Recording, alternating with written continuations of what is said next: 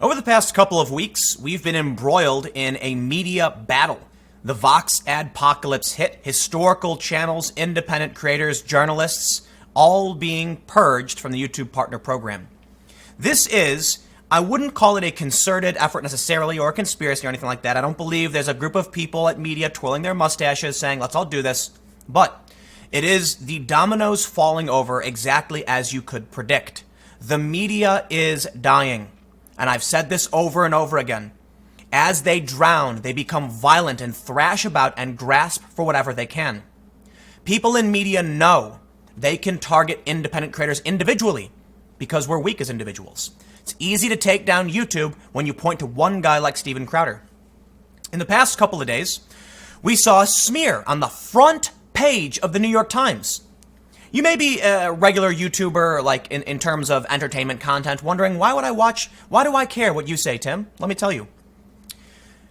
Vox adpocalypse hit people who were just journalists. The New York Times running a front page smear against all of YouTube. Make no mistake, it will come for you, and I've got evidence stacked up to show you exactly how and why. Steven Crowder tweeted this: Vox is already pushing the New York Times hit piece that falsely smeared YouTubers like Philip Defranco, Joe Rogan, and Jordan Peterson as alt-right. Massive media companies continue their campaign to smear and silence independent creators. We've got a couple things happening here. The first, these media companies get salaries. They make ad revenue. YouTube is taking away a lot of the ad revenue from these companies. Viewership is switching to mobile and to digital. Old school advertisements don't work anymore, and the media industry is collapsing, layoff after layoff, over and over again. Don't take my word for it. HBO just canceled Vice News tonight. It is not going to survive, and I assure you, they're going to turn around and come for all of us. Don't take my word for it. Let me show, actually, this is my word, but let me show you some evidence. I tweeted this: don't you see how the game is played yet? Media today is not seeking to inform, they are seeking to destroy for political ends. Take a look at this Google search I pulled up. I Google searched natural news. I don't know too much about natural news. From what I understand, they're a bit off their rocker, not a big fan. That's not the point. The point is, 2 days ago, the Daily Beast wrote how natural news became a conspiracy hub. And then yesterday, Facebook removes conspiracy site Natural News. Like clockwork. How about this story? Chase withdrew services to conservative business 1 day after Slate reporter's query. Was the Slate reporter seeking to inform the public, or was she seeking to destroy a political rival? I'm highlighting these two things because there's an overlap. I tweeted, I warned the media would become increasingly unhinged as they struggle and collapse. Many have warned that with 2020 coming up, they will do everything they can to stop opposition rhetoric. And of course, here's the story. Facebook suspends Natural News. Founder calls for President Trump to use military against tech giants. Well, I don't know who this guy is or what his deal is, but I can say the smears are coming. They're going to get worse. They will take anything you say out of context. They will pull up your archives from years ago to prove something is wrong with you. It's one of the biggest dangers of YouTube is that YouTube bends over backwards to these people. In the original, in the New York Times hit piece, we noticed something really interesting. They claimed that it was radicalizing someone to the right. But interestingly, they included this timeline which shows he started out on the right. He wasn't radicalized to the right. In fact, it shows over time he became left-wing, with the intellectual dark web being the first step in becoming left-wing. Why would the New York Times frame it in the inverse? Brett Weinstein tweeted, amazing. New York Times sees one man's YouTube history as Sunday front page above the fold material, as if nothing happened anywhere on earth this week. In their story, the New York Times accidentally admits that far from being the gateway to the alt-right, intellectual dark web discussions rescue people from it. The reason I bring this up, there is a war. It's beginning. It's getting worse. Let me show you more evidence. I can tell you exactly why we are starting to see this. Actually, I can tell you my opinion as to why I believe we're starting to see this, and some strange questionable behaviors surrounding these hit pieces. Now, I've gone over this to great detail in the past several videos, but I believe it's important to highlight again, specifically to highlight how the initial narrative is that extremists and bigots are radicalizing young men for profit. the making of a YouTube radical, and they show you these figures. Yet, in reality, the timeline they post in the article shows the inverse. They lied on their front page story. Why? I believe I know why. Take a look at this story that's been going around. Another hit piece from the New York Times against Google in just the past couple days? Why so much hit? Why so many smears, New York Times? There were 3 smears against against YouTube from the New York Times in one day.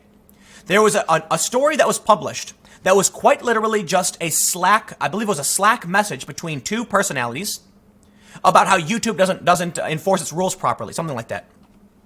There was another piece, which is a write-up on the same thing, 3 times in one day. And then we see this from the New York Times. Google made $4.7 billion from the news industry in 2018, study says. Now, again, let's be very, very clear. There is no grand conspiracy, okay? This is the important part and the biggest thing to stress. There are not people behind the scenes twirling their mustaches, planning how to destroy YouTube and Google and hurt YouTubers and creators. It's just dominoes falling over. This system is entirely predictable. I said this was going to happen because out of sight, out of mind, and I can only imagine the inverse would be true. When the only thing these journalists hear about all day is how they're losing views, they're laying people off, their salaries are collapsing, the Vox union walked out, they're not getting paid enough, and us here on YouTube are doing better and better every day, who do you think they'll be angry at? So no, they're not going to meetings and planning what to do, but their minds are all falling into the same place as they lose their jobs. This story emerges. Google made nearly $5 billion from the news industry, study says. Who cares? It's called the future. It's called technology. Why are they angry? Well, let me show you. Quote. So it's not a direct quote, but it says, the journalists who create that content deserve a cut of that $4.7 billion, said David Chavern, the president and chief executive of the Alliance, which represents more than 2,000 newspapers across the country, including the New York Times. Can you see it now? A statement from someone who represents the New York Times saying, we deserve a cut of that money, Google. The money is ours. Does the New York Times deserve a cut of that money? No, of course not. Absolutely not. The information economy has changed. It used to be that back in the day, to publish a statement, you needed a platform. You needed one of these companies, the newspapers. And the newspapers were very, very important for the local markets, and I do lament their demise, but times change. And the correct response should be, we need to innovate and figure out how to solve this problem. Instead, they do what most industries do. It's like Netflix and Blockbuster. You had an opportunity to get on board. New York Times, you could absolutely have your individual journalists set up YouTube channels and do what we do. Instead, they aim to take us down. Why? Because they don't know how to do what we do. They're relics of yesterday, and they're going to lose their jobs, and there are problems with this system. It is bad that journalists lose their jobs. Unfortunately, the emotional response is entirely predictable. They say, $4.7 billion. It's more than the combined ticket sales of the last 2 Avengers movies. It's more than what virtually any professional sports team is worth, and it's the amount that Google made from the work of news publishers in 2018 via search and Google News, according to a study to be released on Monday by the News Media Alliance. Excuse me. The journalists who create that content deserve a cut. They make money off this arrangement, Mr. Chavern said, and there needs to be a better outcome for news publishers. The $4.7 billion is nearly as much as the $5.1 billion brought in by the United States news industry as a whole from digital advertising last year. And the News Media Alliance cautioned that its estimate for Google's income was conservative. For one thing, it does not count the value of the personal data the company collects on consumers every time they click on an article like this one. Oh, there's more here. I'm not done yet. First of all, my understanding as of right now is that Google has pushed back saying, no way. It's not true. Your estimates are incorrect. And they don't sell ads on news links. When you go to Google and search for a story, Google, this is my understanding. I could be wrong, but I saw, I don't have it pulled up, but I saw a quote. Apparently they're saying when you search news, they don't sell ads against that. So they're not making money. It's an estimate. The important thing is here that the New York Times doesn't have a disclosure at the top. You'd think that because this individual who did the study, his organization, and because he's demanding money, and because he represents the New York Times, at the top it would say, before the story begins, full disclosure, the News Media Alliance represents the New York Times and their interests. They do mention it, don't get me wrong. They say passively. But how many people are going to just pass through that? They need it bold, in my opinion. No, that's just my opinion, because it is in the story. But I think this line, it tells us exactly what's happening. The journalists who create that content deserve a cut of that $4.7 billion. Interestingly, one of the issues here is that New York Times does do a lot of original reporting. So does the Associated Press and Reuters and some other news outlets, ABC, CBS, NBC. BuzzFeed and Vox kind of do, but they mostly do journalism, where they rewrite stories from these services. Now, I'm not going to pretend like I don't do similar things on this channel, at least, and my second channel. I absolutely do, but I'm commenting on what I think about the news, okay? It's a different sidestep than just claiming I reported their reporting. BuzzFeed will write a story saying X happened to Y. And then at the bottom, they'll cite a news organization. It's fairly common. It's become very common in the internet era because information is, for the most part, free. And the technology around information has changed. The economy around information has changed. And they can't keep up with the times. I want to make sure I stress, because people seem to think that they love dragging me while ignoring the fact that, yeah, I do original reporting. Absolute original reporting. We do cite other news sources on some stories, but a lot of the in-house reporting we do, the anchoring, is from independent reporters we have on the ground, as well as press releases and other scientific articles. We also have actual on-the-ground reporters, but they don't like that. So here's where it gets interesting, however. Let's step it up. Mark Tracy, the guy who wrote the story, which is a clear conflict of interest, where he's citing someone who represents his own interests, where they demand access to the money that Google made. Meanwhile, the New York Times runs a front page story smearing YouTube as a whole and YouTubers. Coincidence? Yeah, kind of, but their interests, you can tell why they're doing this. Again, I don't think there's a guy at the top of, the New York Times saying, man, we got to go after these guys. What's probably happening is the journalists are going, dude, Google is killing us. It's not fair. And these YouTubers, man, I'm going to write a story about this. The other guy goes, I'm going to write a story about Google News. Here's the interesting thing. Anthony Quintano, he is a former NBC News reporter. This is the guy who wrote that story. He said, why is someone who covered college sports writing about Google and news publications? Mike Isaac is clearly listed as a tech reporter in his bio, yet Mark Tracy isn't listed as anything but his background. Why? Someone said, Ahmed Zidan, I don't see anything wrong with that. And Anthony said, clearly you haven't seen the backlash to his story. Ahmed responds, I have seen the article before responding. Assessing a journal's work, in my opinion, should be based on the merit of the reporting rather than their past coverage. Whether you cover media or college sports, for the first time or the 100th, principles of news gathering remain largely the same. Anthony responded that you're welcome to your own opinion, but if you actually read the story, you would know that those principles were not followed. You would not have seen this story produced if one of their tech reporters was on this. Quite literally, I pointed out to you in the first paragraph the overt conflict of interest and demand for money from Google. Isn't that weird? Well, it turns out Mark Tracy is formerly, as it says, of the New Republic. Interesting. The New Republic, according to Media Bias Fact Check, is a left bias outlet. Unsurprised. He now works for the New York Times, which is a left-center bias. I'm not super concerned with the bias as long as you follow general principles. But reporting a story in which someone who represents your interests makes a demand for money from Google, well, that's really interesting. Really interesting indeed. So now I think we can see the motivations as to why these hit pieces are coming. HBO cancels Vice News tonight. It's not stopping. Vox reported their valuation is down. The union is strangling management, saying we can't pay you above market. They've come to an agreement. I wonder what that agreement is. We'll see.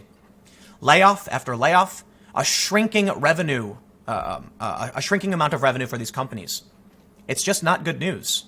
The media industry is not doing so well. They relied heavily on Facebook and YouTube and the Google algorithm. And when these companies changed, it hurt them a lot. I don't think it's a good thing. I think Facebook and Google are dangerous. They're too big and they control too much. Here's the problem. They're coming for us as individuals with lies and smears to destroy our businesses and lives because they didn't innovate. Could you imagine if Blockbuster started smearing Netflix? No, Blockbuster just lost. They had every opportunity to get on board. This reminds me of the Napster fight. When the internet emerged, the ability to share information had changed. And Napster created the ability for people to share music instantly and copy it and replicate it. And this hurt the music industry. What did the music industry do? They attacked Napster, sued them, went after users, sued individuals. Metallica went after that guy, individual guy's a big stink. Why? The times changed, the tech changed, you need to get with the program. They did eventually. And now we see iTunes, Spotify, Pandora, the system changed. I still believe that revenues in the music industry are way down, but they needed to find other ways to make money.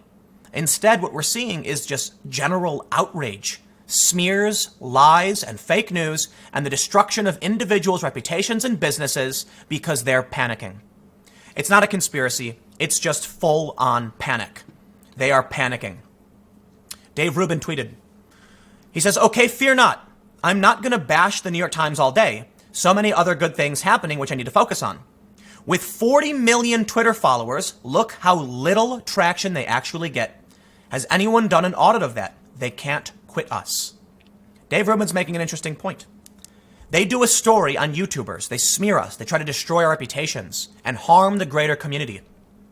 And they get relentless traction, retweets, shares. Kevin Roos, I think, got like 10,000 retweets on this story. It's really interesting, right? Look at this story from this morning. 7 retweets. Really, New York Times? How about this one? Tesla, 20 retweets. It's unfortunate. Here's one on the Democratic Party, 19 retweets. The New York Times is becoming irrelevant. They're still, my understanding is they're profitable off subscriptions. But full disclosure, I canceled my subscription to the New York Times upon the front page publication of that story. When I saw the New York Times was smearing YouTubers as radicalization, and it's fake news, it is easily disproven. There's no data in the story. The anecdotal data they do have about one guy actually shows their premise is flipped and wrong. I thought it was going to be like an op-ed. Sure, the New York Times publishes a lot of stories. Not all of it's correct. That's fine. And then there it was the next day on the front page above the fold. The front page story on the New York Times smearing YouTube and individuals. Mind-blowing. Philip Defranco is one of the hardest people when it comes to damaging his business. And I think that's why he was the focus of the story. Now, they claim he was just part of the watch history of this guy, Caleb. But does that mean to say that Caleb never watched a Young Turk video? They couldn't put the Young Turks on there? I'd be willing to bet he absolutely did. I would be shocked if he didn't watch any left-wing content. They did put ContraPoints on the front page. But what about all the other YouTube videos? Are you trying to imply this guy didn't watch any apolitical videos? I find that atypical and strange. I watch tons of political content, but YouTube mostly recommends skateboarding and anime to me because I watch those too. Did this guy only choose to watch conservative content? I think the reality here is YouTube isn't radicalizing people. Some people are susceptible to certain types of content. Some people become fans of Pikachu. I knew a guy in my neighborhood who walked around dressed up like a Pikachu. Not like in a costume, but he had like a Pikachu hat with a backpack with a tail on it, and he wore Pikachu shoes. Is that an extremist? Maybe. It's just someone who really likes it. And some people do this. But they have to lie because they're panicking. I'll leave it there with the final thought being, let me know if you agree. They, in this story, said they deserve a cut of Google's money. Not surprising we're seeing these hit pieces come out. They feel entitled to the money from Google. And they're mad at us for making money on YouTube. Ad revenue for most people is not very good, but it doesn't matter. They want it, and they're mad. And the smears are going to get worse. If you find yourself as a YouTuber, somebody who makes apolitical content, maybe you make comments about, entertainment videos. Spider-Man's coming up, less than a month. I'm super excited for that. Maybe you're going to do a review on this. All of a sudden, one day you'll notice your advertisements are gone, and you can no longer talk about the things you care about. This is what's happening. Is it on purpose? Not necessarily, but it will be the outcome, make no mistake. The attacks haven't stopped. They've only gotten worse. We're on what iteration of the adpocalypse at this point? They target advertisers. They get advertisers pulled from channels. They're trying their hardest. They will lose, in my opinion. They need to innovate. But it's going to hit you. Apolitical YouTubers, you will lose your livelihood. So I hope you're putting your eggs in other baskets at this point, because the attacks are not going to stop. Corporate media is out for you. Vox is backed by NBC to the tune of $200 million and probably other investments. They don't care if they destroy ad revenue on YouTube because their money comes from somewhere else. In fact, it still benefits these companies to strip the ads of YouTube because, I'll say it again, they think they're owed that money. And they'd rather you get nothing than make money off of them in any capacity. They don't deserve the money. The times have changed. Let me know what you think. We'll keep the conversation going. You can follow me on Minds at Timcast. Stick around. More content coming up at 6 p.m. at youtube.com/TimcastNews, and I will see you all in the next segment.